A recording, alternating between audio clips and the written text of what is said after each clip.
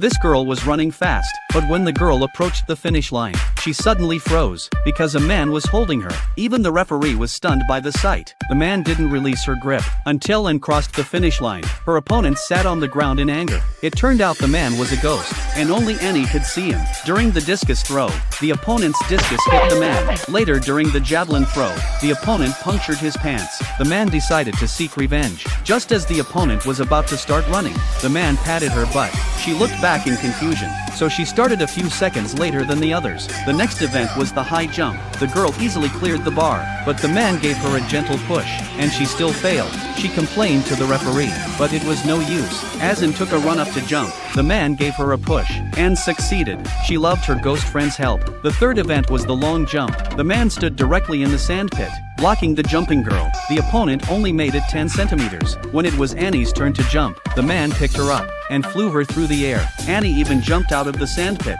jumping 10 meters. This gave Annie the win again, and her opponent was furious. The fourth event was the pole vault. As her opponent took off, the man grabbed a shovel and broke her pole. The opponent was completely confused. When it was Annie's turn, the man grabbed the bar and helped her over. For the shot put event, the man blocked the opponent's throw, and it landed just 1 meter away. When Annie threw the ball, the man caught it. Then he ran forward with all his strength and threw it. The shot flew straight onto the podium. The final event was the running relay. When Annie's team fell behind, the man used his superpowers again, transforming the other team's batons into something else. In the end, Annie won the championship. The next day, Annie brought the man to meet her best friend. The man demonstrated his abilities, and the three of them fainted from fright. Meanwhile, a pervert was watching. The man sought his ladder with a saw. The pervert panicked, and the man poked his head out to scare him, and he fell. During class, the man came to Annie. Annie's bestie was writing a love letter to her boyfriend, but the teacher snatched it away and read it out loud to the whole class. Her bestie was extremely embarrassed. Then the teacher tore the letter to pieces, and her bestie cried.